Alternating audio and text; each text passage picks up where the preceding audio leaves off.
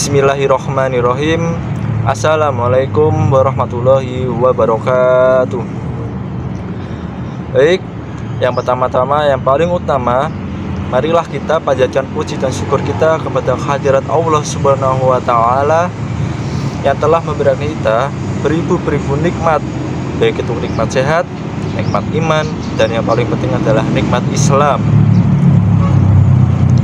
Yang kedua, salawat serta salam semoga tetap tercurahkan kepada junjungan kita, Nabi Agung, Nabi besar, Nabi Muhammad Sallallahu Alaihi Wasallam, yang telah membawakan kita dari zaman kegelapan menuju saat ini zaman yang terang benderang.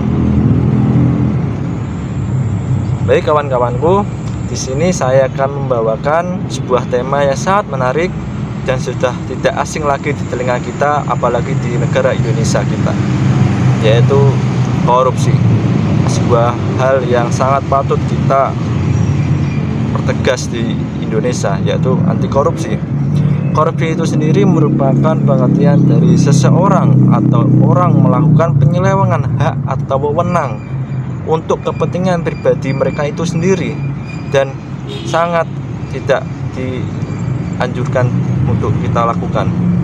Karena apa? Karena hal itu sangat-sangat jelek dan mengkhianati amanat-amanat warga yang telah dipercayakan kepada seorang pejabat. Korupsi itu sendiri sangat dilarang keras dan dibenci oleh Allah Subhanahu wa Ta'ala yang telah terang-terangan dicantumkan kepada Al-Quran dan hadis.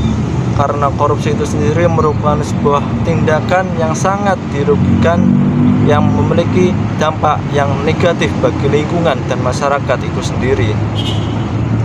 Korupsi memiliki beberapa faktor yang mengakibatkan orang-orang tersebut melakukan korupsi, karena seseorang itu tidak memiliki iman dan takwa yang kuat pada dirinya, sehingga dia melakukan hal-hal yang negatif tersebut. Faktor lain yang didukung ketika orang-orang itu melakukan korupsi adalah kehidupan kita yang hedonisme. Seseorang yang memiliki keinginan untuk memberikan anaknya mobil mewah, memiliki rumah mewah, memberikan anaknya sebuah HP mewah dengan cara yang instan, dengan kepemilikan pejabat atau kepemilikan kekuasaan yang mereka miliki tersebut. Melihat dari sisi hukum di Indonesia bagi seorang koruptor tersebut sangatlah lemah, maka jika ada seorang yang ingin mengkorupsi suatu hak dan melihat sisi hukum di Indonesia itu ringan, maka tetap dilakukannya. Menurut saya, Indonesia harus mempertegas dari segi hukum untuk seorang koruptor. Karena apa? Karena untuk membuat efek jera terhadap seorang koruptor agar tidak melakukannya lagi. Karena efek dari seorang yang korupsi yang sangat besar nilainya akan berdampak pada sebuah infrastruktur pembangunan yang sangat minim, yang sangat terbatas, dan pemberdayaan masyarakat yang kurang maksimal. Oleh karena itu, korupsi harus diperhatikan secara baik. Selanjutnya, pembahasan ini akan dilanjutkan oleh rekan saya. Dalam surat An-Nisa ayat 29, Allah berfirman yang berbunyi, Bismillahirrahmanirrahim, Ya ayyuhalladzina amanu la taqulu amwalakum bainakum bil badil, yang berarti, wahai orang-orang yang beriman, janganlah kamu memakan harta sesamamu dengan cara yang batil atau tidak benar. Nah, dalam ayat ini itu menunjukkan bahwa Allah melarang para hambanya yang beriman dari memakan harta di antara mereka dengan cara yang batil atau dengan cara yang tidak benar, seperti memakan harta dengan cara pemaksaan, pencurian, mengambil harta dengan cara perjudian, dan pencaharian yang hina.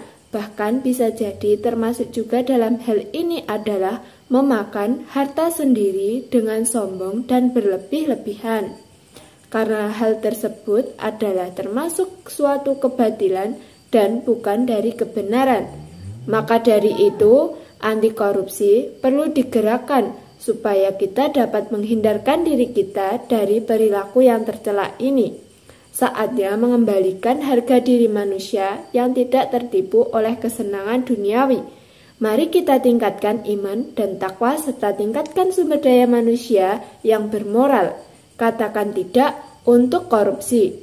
Sekian dakwah singkat ini. Semoga apa yang kita sampaikan bisa memberikan perubahan dan memberikan manfaat bagi kita semua. Wassalamualaikum warahmatullahi wabarakatuh.